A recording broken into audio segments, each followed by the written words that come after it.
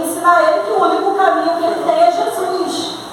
Ah, mas aí é o extremo, você está no extremo. Não. Jesus tem que ser o nosso extremo. Eu não posso, você quer comparar com roubar com ir para a igreja. Se não for um dia, Jesus entende, vocês já foram quinta. Vocês já foram quinta. O que tem dele não ir um dia? Eu falei, não tem problema. Mas o problema é se Deus vier hoje. Porque você não sabe. Então Jesus começou a falar naquele dia comigo a palavra que hoje eu vou trazer para a igreja. E veio falando comigo, porque ele me mostrou nesse exemplo, da mesma forma que você luta e dá prioridade para fazer algumas coisas, dê prioridade à vida. E qual é essa vida? É a vida do mundo? Ou é a vida de Cristo? É a vida que leva à condenação, como o irmão acabou de falar, que mata, rouba e destrói? Ou é a vida que dá a eternidade, dá a ressurreição, a libertação? Então Jesus veio hoje falar. Eu tive que começar a falar porque foi dessa forma que o Senhor me colocou a palavra. Porque as pessoas me questionaram e falando que você está usando o extremo. Não é o extremo. Porque uma condenação do homem aqui na terra passa. Um erro passa. Mas no inferno não passa, na igreja. E é isso que nós temos que entender. Então Jesus pergunta hoje: quem você ama ou que você ama mais? E a palavra que ele me direcionou é Lucas 14, 25.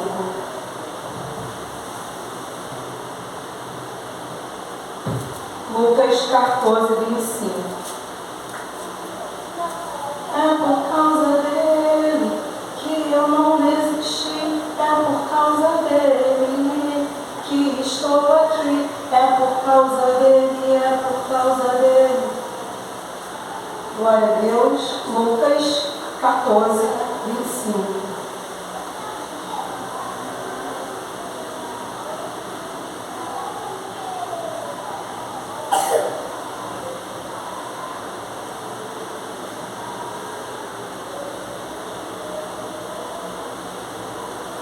Amém? Amém. Glória a Deus. Socorro.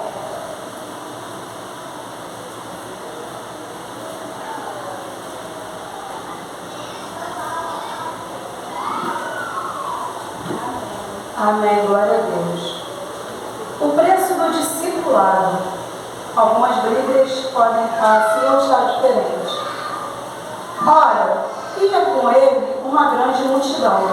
Então, voltando-se, disse-lhe: se alguém vier a mim e não aborrecer a seu pai, sua mãe, sua mulher, seus filhos, seus irmãos e irmãs, e ainda também a sua própria vida, não pode ser meu discípulo. E qualquer que não levar a sua cruz e não vier após mim, não pode ser o meu discípulo. Palavra do Senhor. Pai amado, Pai querido, aqui estamos, Senhor, para receber hoje, mais uma vez, a sua palavra. Esse pão, Pai, que nos alimenta, que nos fortalece, que mantém no seu caminho. E é por isso que nós estamos aqui, para receber. Fale com a tua igreja, Pai. Nos direcione, nos exorte, porque precisamos e necessitamos diariamente da tua direção.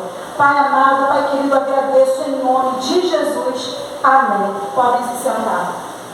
Irmãos, a palavra já vem por si só falando, né?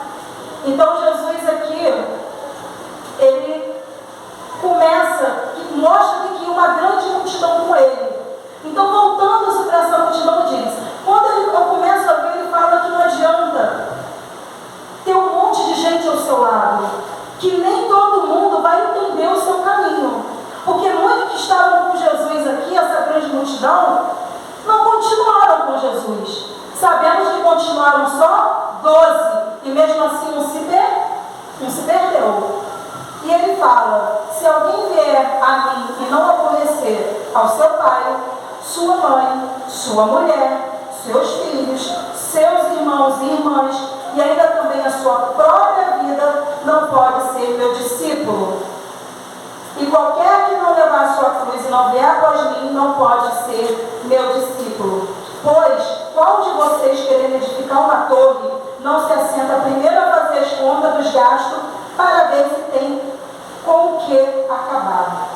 Então, quando ele começa falando aqui, se alguém vier a mim e não aborrecer seu pai, nós vemos e temos exemplo que quando nós nos tornamos, direcionamos para a palavra de Deus, ele nunca pode falar que eu falei, oh, glória, Pai, o Senhor confirmando a palavra, que nós nos tornamos um alvo de Satanás. E esse alvo, ele começa a ser direcionado às dardos inflamados, às flechas, com a nossa própria família. Porque ele fala aqui, ó, e não aborrecer a seu pai, a sua mãe, a sua mulher, seus filhos, seus irmãos e irmãs, e aí vem o melhor, e ainda também a sua própria vida, não pode ser meu discípulo. Irmãos, olha o ensinamento que Jesus está dando aqui para cada um de nós hoje. O irmão louvou aqui falando, abro mão dos meus sonhos, abro mão de tudo por ti. E essa palavra vem perguntando isso para vocês hoje, para mim, para a igreja que diz que é noiva do Senhor, para a igreja que diz que ama o Senhor. Será mesmo que a igreja hoje é capaz de aborrecer o pai, a mãe, a esposa, por essa palavra, para estar diante do Senhor? Será que hoje você abre mão do teu desejo, da sua vontade? Você está abrindo mão mesmo?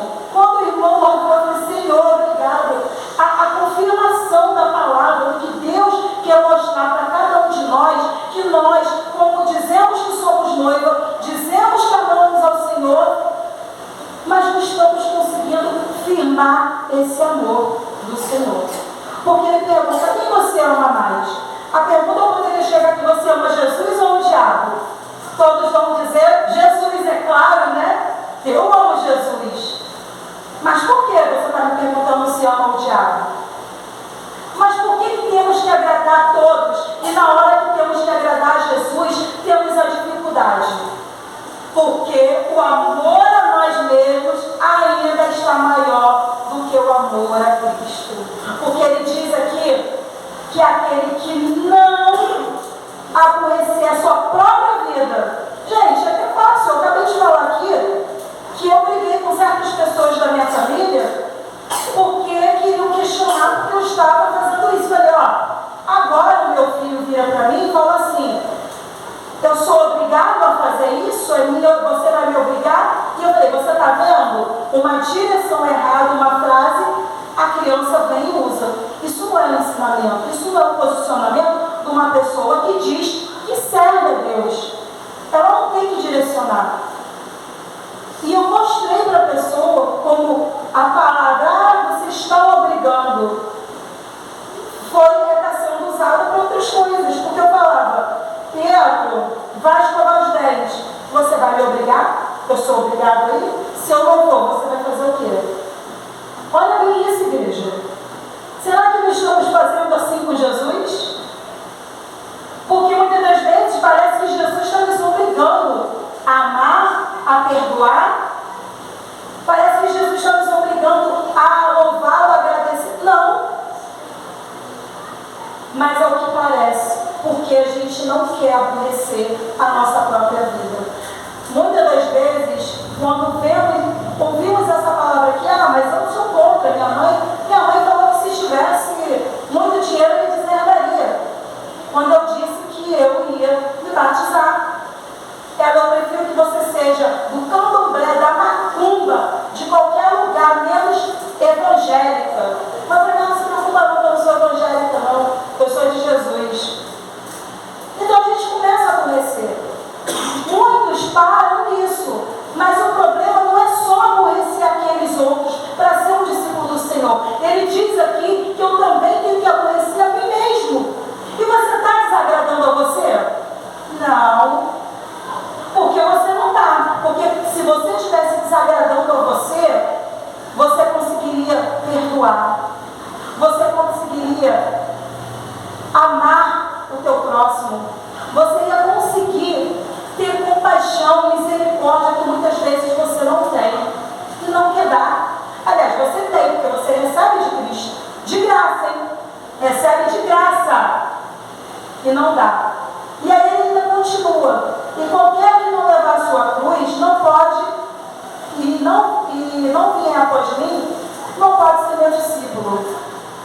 Irmãos, Jesus me levou lá em Lucas 4, na tentação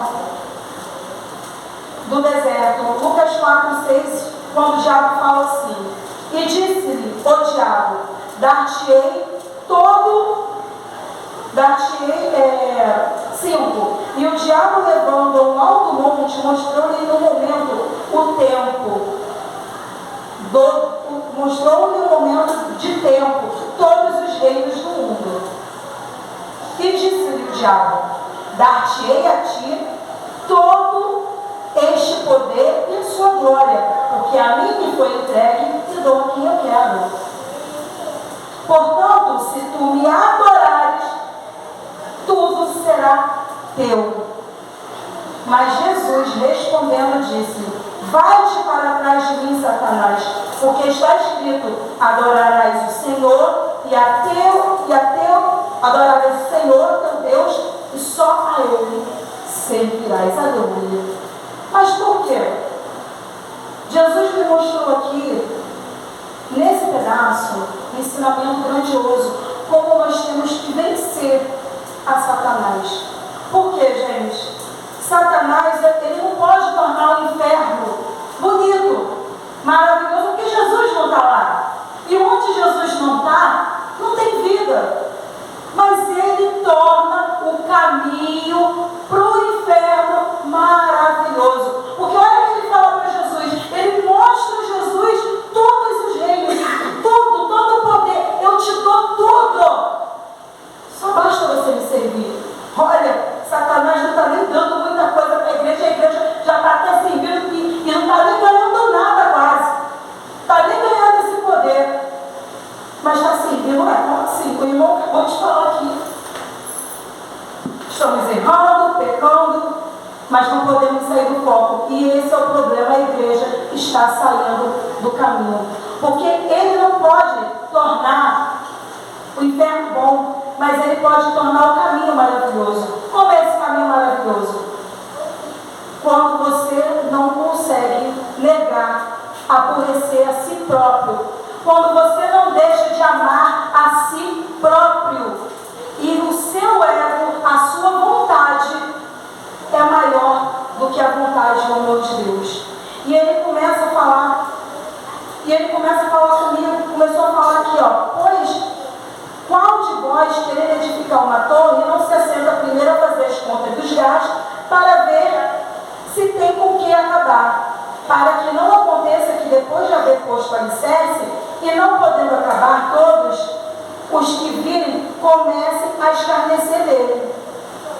E dizendo: este homem começou a edificar e não pôde acabar. Ou qual é o rei que, indo à guerra, pelejar contra outro rei, não se assenta primeiro a tomar conselho sobre se com 10.000 pode sair ao encontro de rei contra ele com 20.000.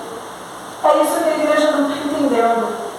A igreja, a partir do momento que ela não aborrece o pai, não aborrece a mãe, não aborrece qualquer um para estar na presença de Deus, para fazer a vontade de Deus, é como essas pessoas. Você vai começar algo e não vai ter como acabar. Não é de Jesus? Olha lá, o que está fazendo? Não perdoa. Olha lá, não é de Jesus? Está se prostituindo. Não perdoa, é de Jesus? Está julgando. Porque quando eu aborreço a minha própria vida, quando eu deixo de amar minhas próprias vontades, eu começo a edificar Jesus Cristo dentro de mim.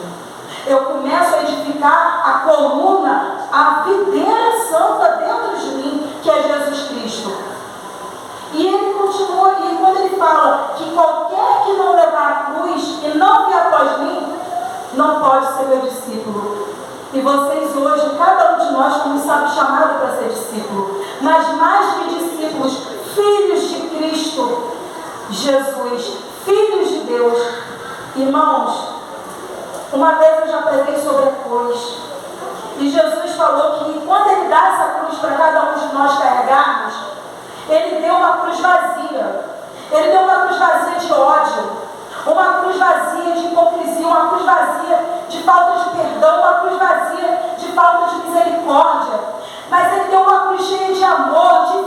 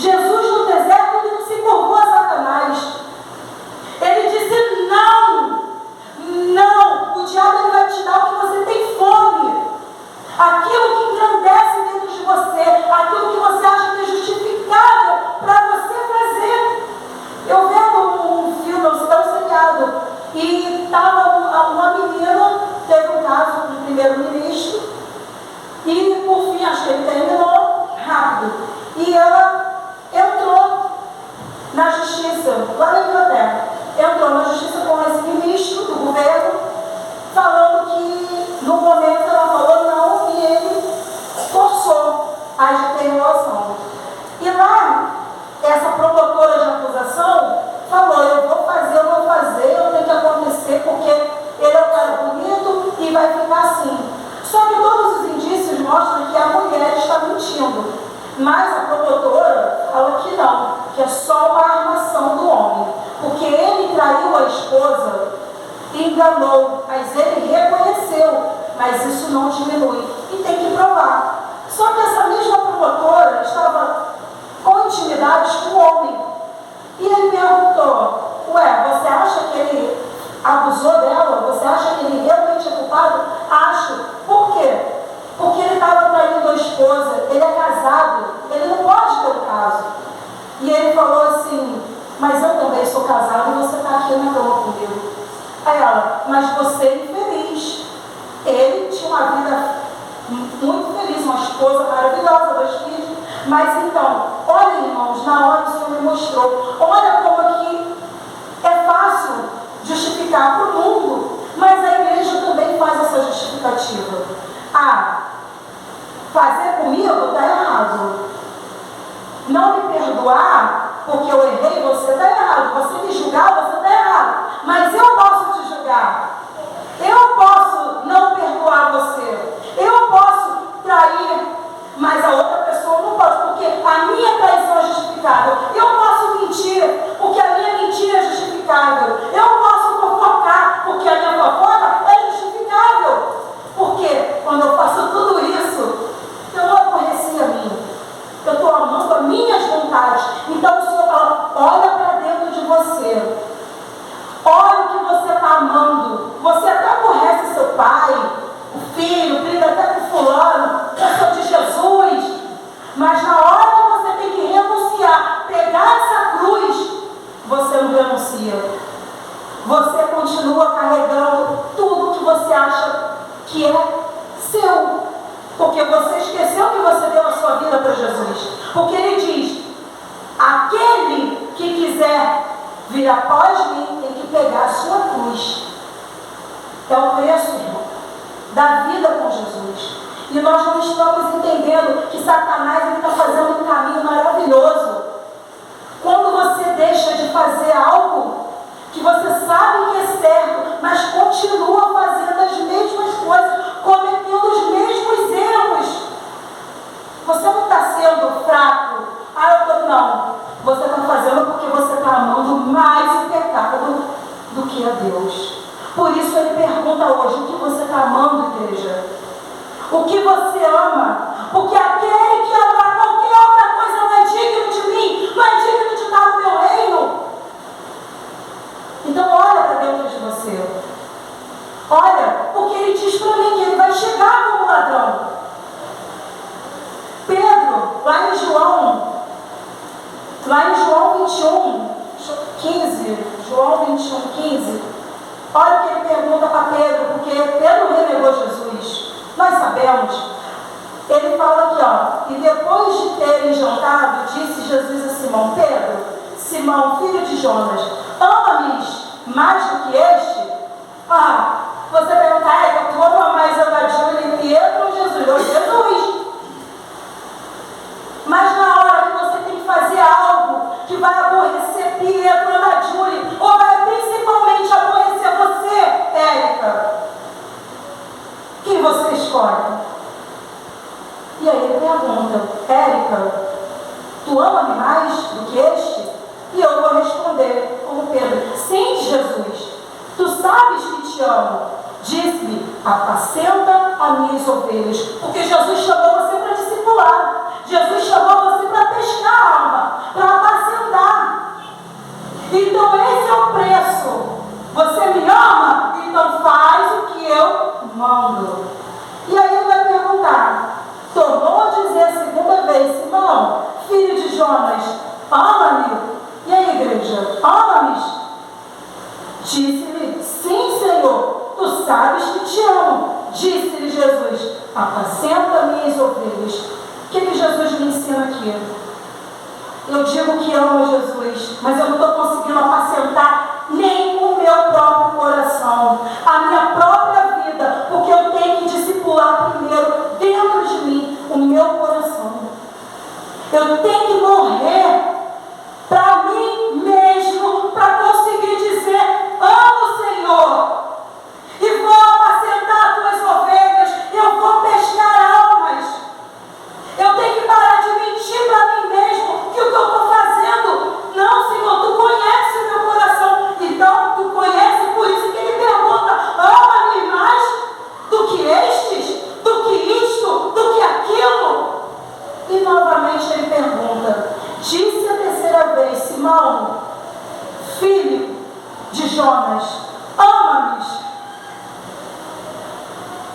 E essa palavra, como Pedro, eu me entristeci. E se a igreja não se entristecer com essa pergunta, ela vai se perder. Entristeceu-se por ter dito a terceira vez: ama-me, e disse-lhe o Senhor: tu sabes de tudo, tu sabes que eu te amo. Jesus disse-lhe: apacenta-me minhas ovelhas. Eu amo Jesus, eu creio que cada um aqui ama Jesus. Mas muitas das vezes nós estamos colocando o amor que temos em nós mesmos, com as nossas convicções, com as nossas certezas, com a nossa própria direção, e não estamos conseguindo apacentar a nossa mente, não estamos conseguindo apacentar os desejos, a língua, as ações. Apacenta-se, igreja, apacenta-se. E ele continua. Na verdade, os filhos, quando era mais moço, te amavas e andava por onde querias. Mas quando já fores velhos, estenderá tuas mãos e outro te amarrará e te levará para onde tu não queres. Irmãos,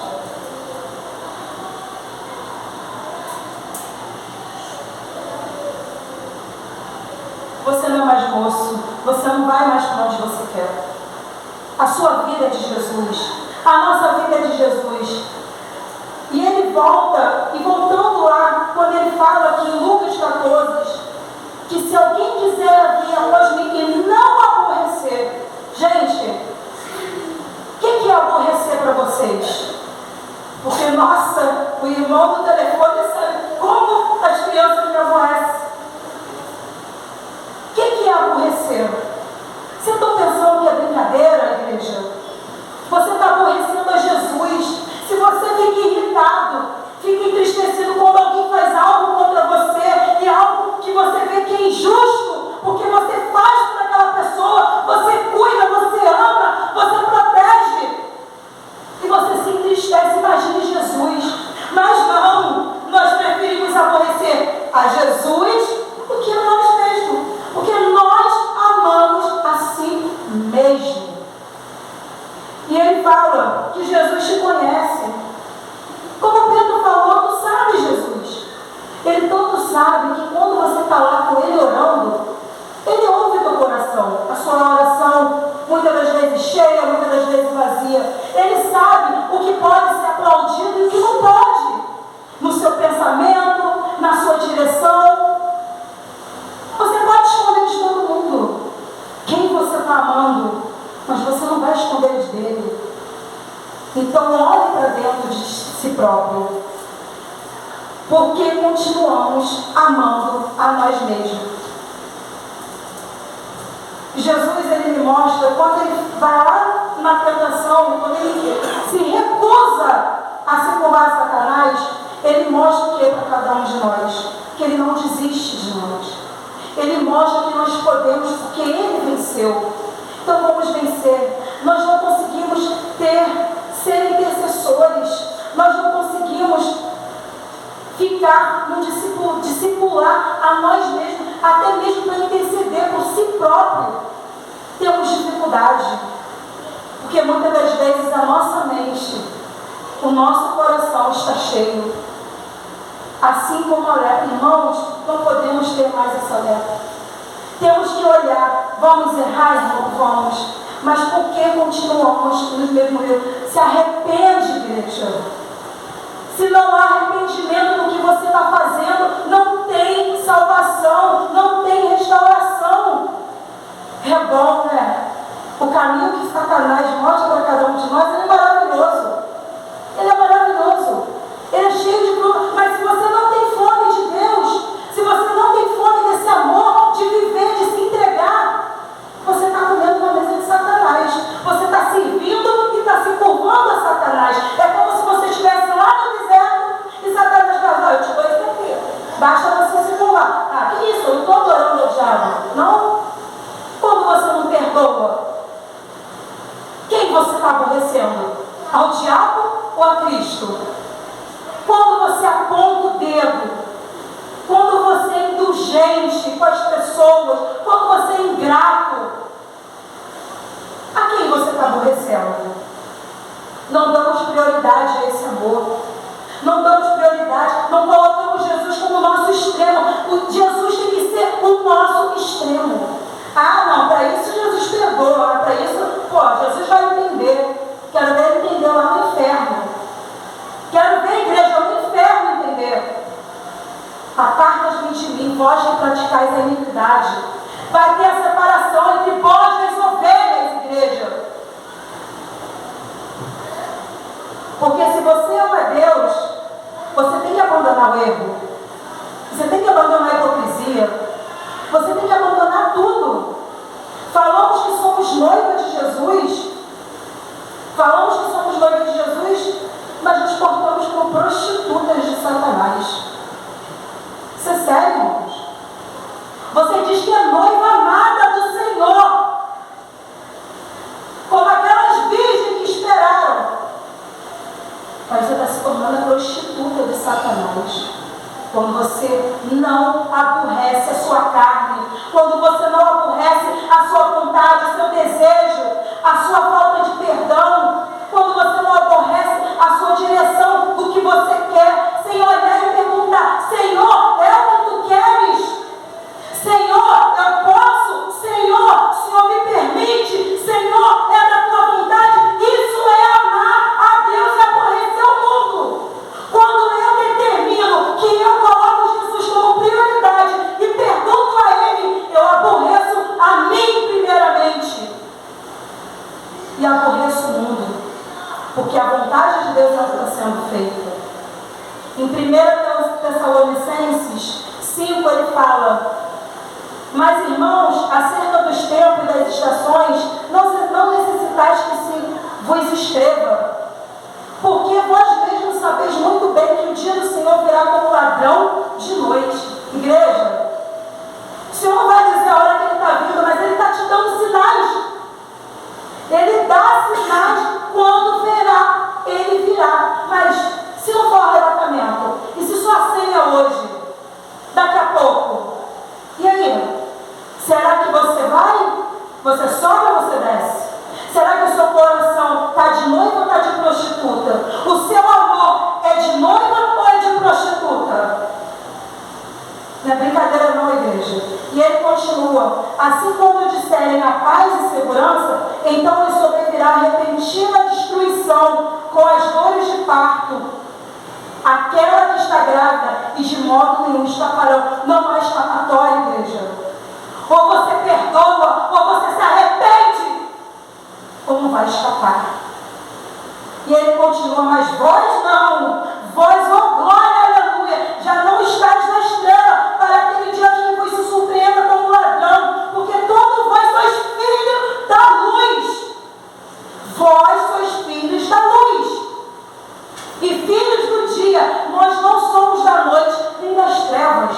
Entenda isso, igreja. Comece a conhecer a você. Mate essas trevas que ainda quer dominar o seu coração. Aborreça a sua carne, porque você é filho. Você não vai ser surpreendido. Esta igreja não vai, porque ela é filho de Cristo, é da luz. E ele continua: não durmamos, pois como os demais, mas vigiantes e sóbrios, porque os que dormem, dormem na noite, e os que se embebedam na noite. Mas nós, que somos do dia, sejamos sóbrios, vestindo-nos da couraça da fé, do amor, e tendo por capacete a esperança da salvação. É maravilhoso, aleluia, glória a Deus. O Senhor, Ele vem, Ele chama a atenção, mas Ele mostra que Ele não desiste da gente. Ele mostra que Ele não quer mais, nós não quer que sejamos a prostituta, mas a noiva amada. E a noiva ama o seu esposo. A noiva, ela é fiel a seu esposo. A noiva, ela é submissa a seu esposo. Oh Senhor, pare de cometer os meus bezerros, porque vocês não são das trevas. Se liberte. E ele fala: porque Deus não nos destinou para a ira, mas para a aquisição da salvação por Senhor Jesus Cristo. Por isso que Cristo disse não a Satanás no deserto. Por isso que Cristo foi na cruz. Por isso que Ele diz que se você quer ser filho, discípulo, negue-se a sua carne, negue-se a si mesmo. E ele continua: corre, irmãos. E ele continua: porque Jesus Cristo morreu por nós para que vigiemos, que durmamos, vivamos juntamente com Ele. Aleluia. E rogo-vos, irmãos, que reconheçais os que trabalham entre vós e os que presidem sobre vós no Senhor, vos admoeste e que tenham em grande estima amor por causa da sua obra. Tende em paz, rogo-vos também, irmãos, que admoestais os desordeiros, consoleis os de pouco ânimo, sustenteis os fracos e sejais pacientes. Olha o ensinamento, igreja. Ele não só te mostra como você tem que aborrecer a tua carne, a si próprio, como você pega a cruz, essa cruz aqui, essa cruz de demonstração, de consolo, de paciência, de juntar, de ajudar, de perdoar. E ele continua, e veja que ninguém dê a outro mal por mal, mas seguir sempre o bem. Então, uns para com os outros. Regozijai-vos sempre, orai sem cessar, em tudo dai graça, porque a vontade de Deus em Cristo Jesus, não extinguais o Espírito Santo, não desprezeis a profecia, examinai tudo. Isso é importante, irmão, examine tudo que você vai fazer, seus pensamentos, sua direção, sua vontade, examine para ver se é da vontade do Senhor, porque quando você examina, você está amando ao Senhor, você está aborrecendo a si, está amando ao Senhor. Abstende-se de toda aparência do mal, e o mesmo vós de Pai se santifique em tudo, e vosso espírito e alma, corpo, sejam plenamente conservadores, irrepreensível para a vinda do nosso Senhor. Aleluia. Fiel é o que vos chama, o qual também fará. E aí eu finalizo, irmão, rapidinho, em Apocalipse 3:20, porque ele falou: eis que estou à porta e bato. Se alguém ouvir a minha voz, abrir a porta, eu entrarei em sua casa e com ele cearei, e ele comigo. E ao que vencer, lhe concederei que se assente comigo no trono, assim como eu venci e me assentei ao trono me assentei com meu Pai no seu trono. Quem tem ouvidos, ouça o que a igreja, ouça o que o Espírito Santo diz à igreja. A igreja, você é a noiva amada de Cristo, você não é prostituta, então aborreça o pai, a mãe, aborreça o inferno. Satanás tem que ficar aborrecido, porque você é noiva. Ame a Jesus Cristo. Irmãos, fiquem com essa palavra, meditem, aborreça a si próprio, em nome de Jesus. Glória a Deus, obrigado pela oportunidade, as palmas louvam ao Senhor.